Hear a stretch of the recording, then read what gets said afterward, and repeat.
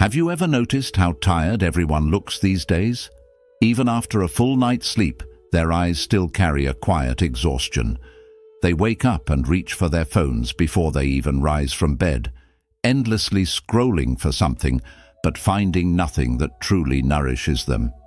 Why is life like this? But what if the problem isn't the world itself? What if it's how we carry the world within us? Today, I invite you to pause and breathe as we explore 7 timeless Buddhist lessons to master your energy and reclaim your inner power. And stay with me until the end, because there is a special bonus lesson waiting for you, a powerful truth that could change how you live each day from this moment forward. Lesson 1. Awareness, the first gate to power. Imagine walking through a dark forest at night with no lantern in your hand. Every step is filled with uncertainty. You'd trip over roots you cannot see, you'd lose your path again and again, and fear grows with every sound in the shadows. This is how most people live, moving through life without awareness, stumbling through days and weeks with no real understanding of where their energy is going or why they feel so tired inside. Buddhist wisdom teaches that awareness is the first gate to power. It is like turning on an inner lamp. When the lamp of awareness glows within you, suddenly everything becomes clear.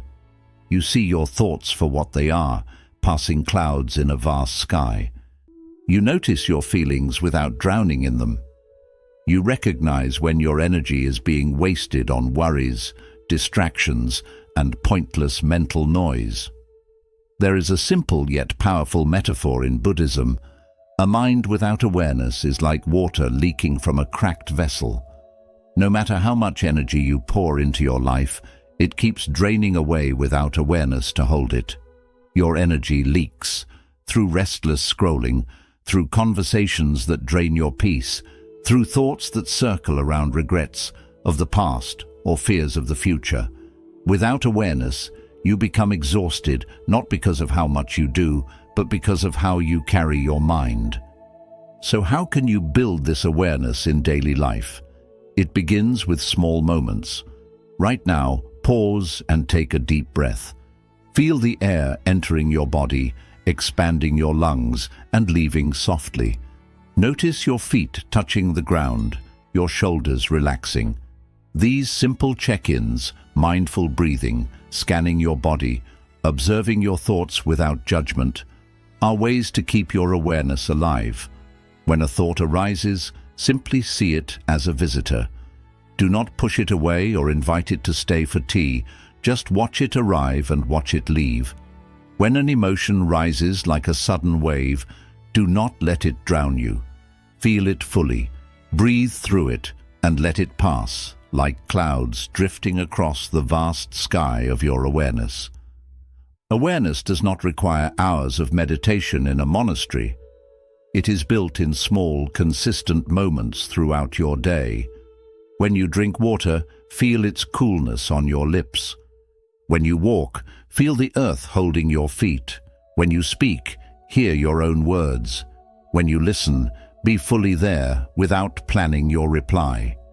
Each of these moments strengthens the lamp within you, keeping your energy collected, bright and clear. To ask yourself right now, gently but honestly, where is my energy flowing today? Is it leaking into worries that do not serve you? Is it trapped in anger or regret? Or is it flowing into actions, thoughts and words that bring peace, growth and clarity to your life? Remember, awareness is not just the first lesson. It is the foundation of every lesson that follows. Without it, all wisdom remains hidden in the dark. But with it, your path becomes illuminated, and you begin to walk through life with calmness, purpose, and true inner power. Lesson 2. Boundaries, the art of sacred protection. Picture a peaceful monastery deep in the mountains. Its walls stand resolutely against the fierce winds, its gates close softly at dusk, and behind those walls there is peace. Chanting monks, soft candles, and a sense of profound calm. Those walls were not erected to exclude life. They were erected to guard the sacred quiet within. Similarly, boundaries are the safe monastery that guards your spirit. They are not to keep the world out, but to preserve your peace and maintain your energy's safety. And yet so many of us live our lives with no walls whatsoever. We open the floodgates to everyone's demands, expectations and dramas, like a river without banks, washing away our calmness and clarity. We agree when we disagree.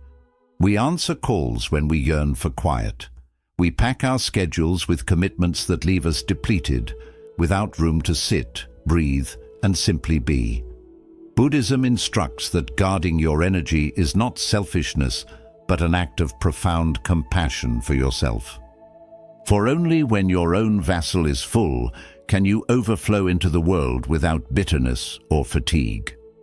Saying no without guilt is a spiritual discipline. It is deciding to respect your needs over betraying them for the sake of others. Consider this. When you agree to something that drains you, you are quietly saying no to your own peace. You're saying no to the silence that might feed your mind, the rest that might mend your body, and the quiet time that might get you reconnected to your purpose. Boundaries are not fences constructed out of anger or fear. They are fences constructed out of wisdom and love. They allow in what nurtures your spirit and keep out what perturbs your peace. Like a monastery gate is open to pilgrims who come in search of truth, but closed to the mess of the world, your boundaries need to be open to kindness, love, and purposeful connection, and closed to gossip, negativities, and unnecessary distraction. Reframe boundaries in your mind. They are not selfish acts. They are acts of spiritual discipline. They are reminders that your life, your time, and your energy are precious and sacred. Just as a monk guards the silence of his temple, you must guard the calmness of your inner world. Ask yourself today, where do I need to shore up walls around my peace? Where am I allowing the world's noise to silence my own soul's quiet voice? Remember, every time you respect your boundaries, you are respecting your life. You are opting for peace over chaos, calm over din, and depth over distraction. And that's one of the greatest acts of love and spiritual power you can ever cultivate. Lesson 3. Align energy with purpose. Have you ever watched a river curving its path through valleys and forests, flowing steadily towards the vastness of the sea? It does not rush with fear, nor does it remain stagnant in confusion. It simply flows with calm determination, pulled by gravity and will. In Buddhism, our existence is the same. When our energy is attracted to our purpose, it flows freely, unstrained and effortless. But see how most of us live now. Their energy is dissipated in 100 futile tasks, interminable emails, futile arguments, seeking validation from those who don't get their hearts. Each day closes with exhaustion, but seldom with satisfaction. It's like watering dry sand. It vanishes, leaving no sign of growth. When you are living without purpose, your energy is restless and unquiet. You may be busy, but in your heart there is an emptiness, a quiet ache that yearns to whisper, "There's got to be more to life than this." Buddhism teaches that your purpose is not to master great titles or to impress the world. It is to align your actions with your deepest values, with what fills your heart with peace and your days with meaning.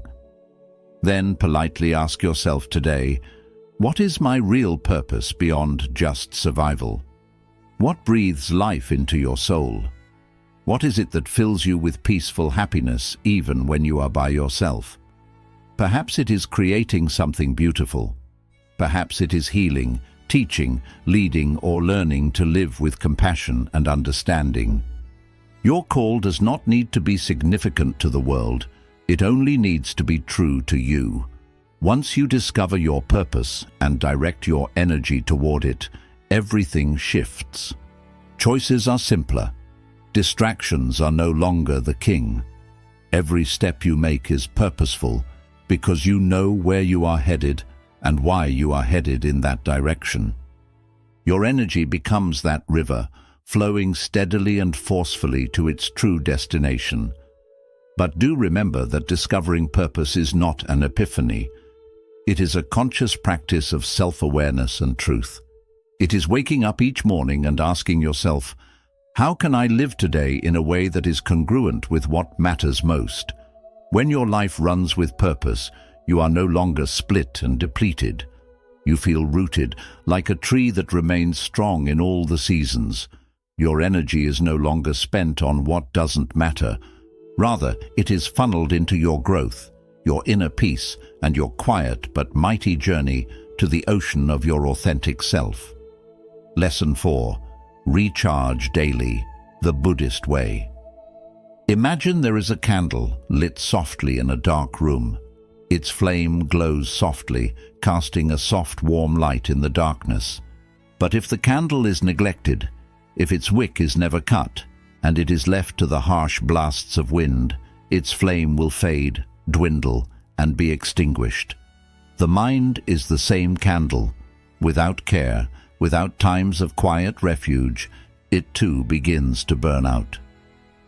In our current age, resting is mistaken for laziness. People work themselves to exhaustion, idealizing fatigue as proof of their value. But Buddhism teaches that wisdom lies in resting. Resting isn't a waste of time. Resting is merely about filling the temple of your existence, so your flame will continue to burn brightly, lighting up your life and the lives of those you touch.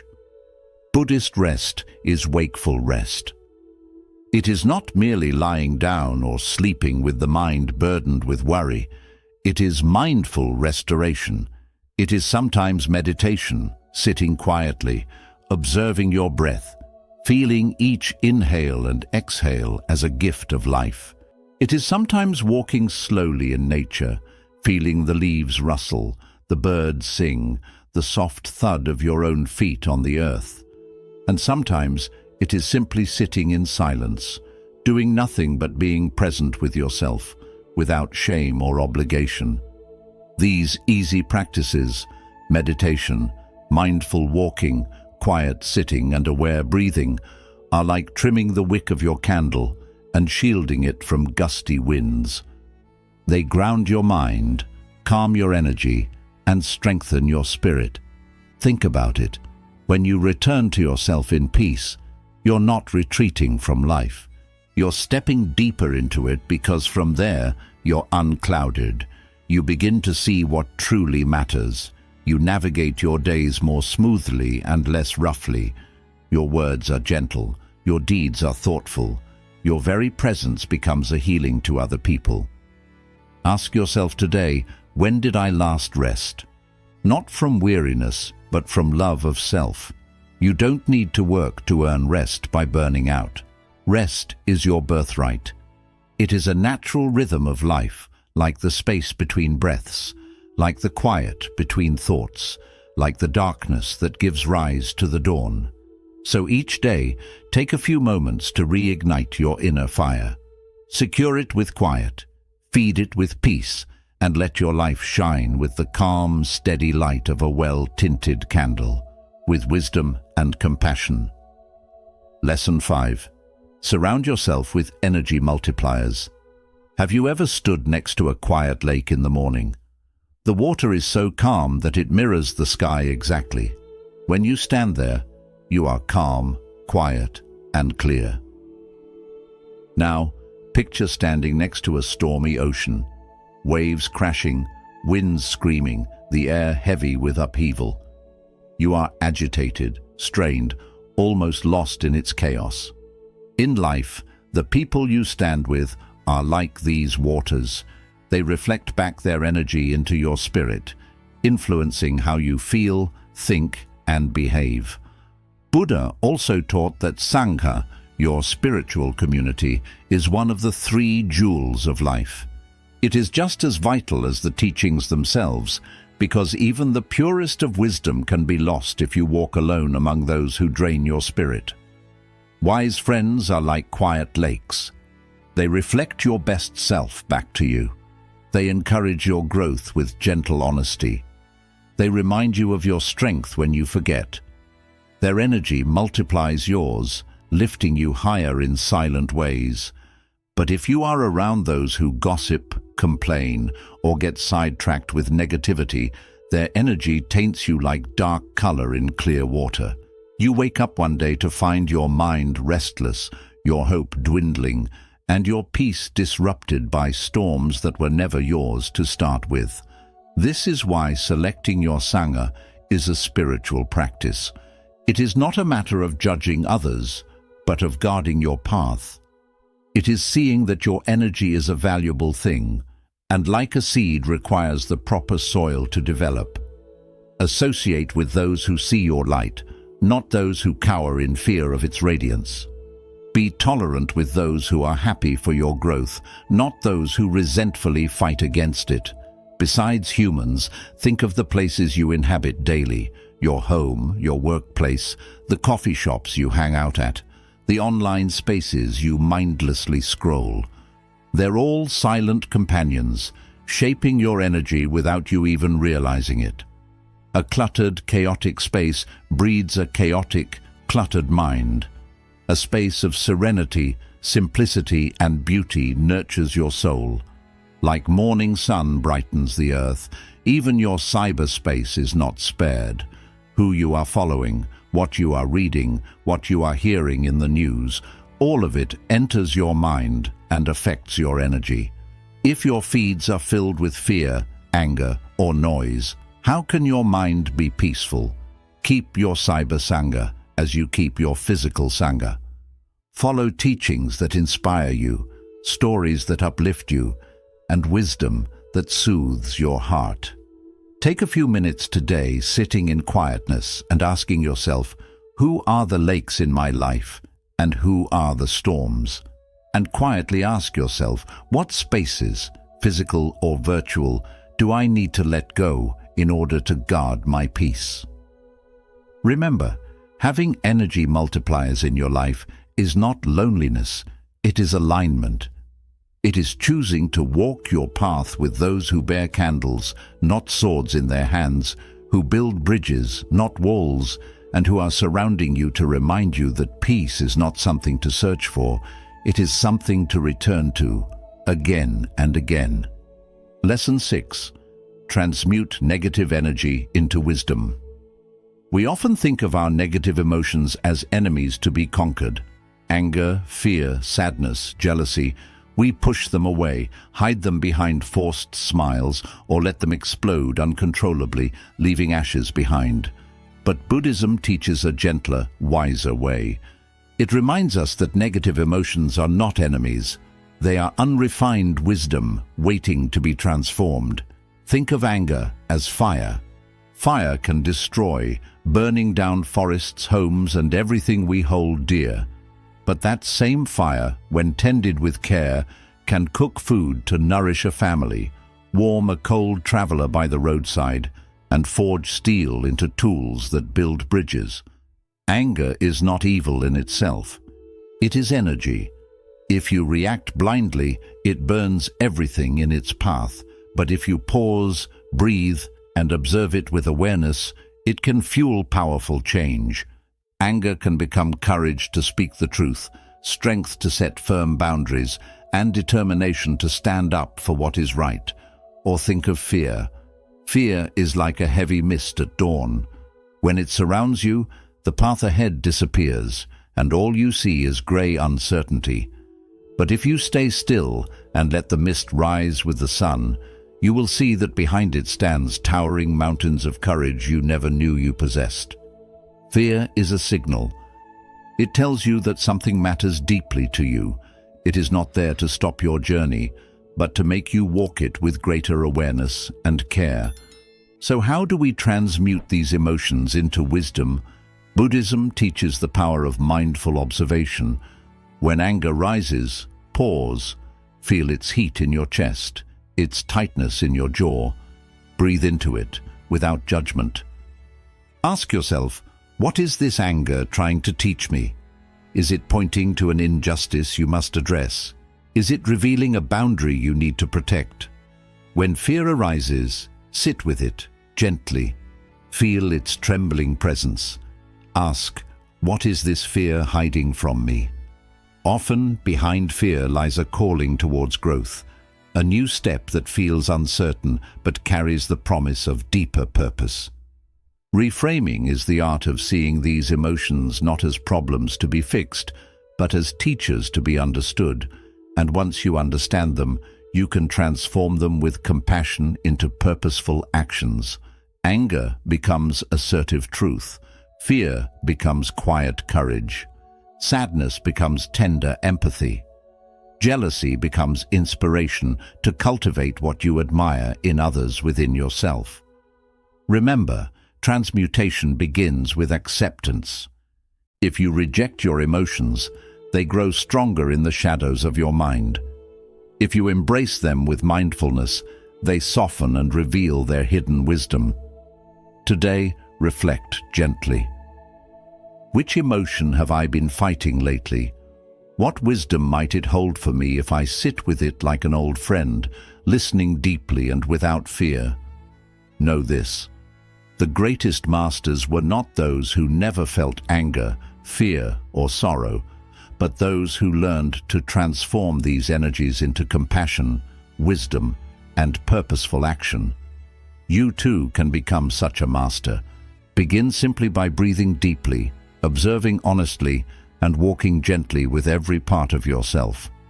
Lesson 7. Gratitude and presence, the twin jewels. Two silent jewels that continue to glimmer even on the darkest days are presence and gratitude. They are twin lotuses that flower in the muddied waters of existence, reminding us that beauty and peace do not depend on optimal conditions. Gratitude is the practice of noticing the lotus flower bloom in the mud. It is the subtle decision to look at what is good, what is lovely, what is already present, rather than lamenting what is lacking. As you practice your mind in gratitude, you move from a life of unspoken scarcity to one of unspoken abundance.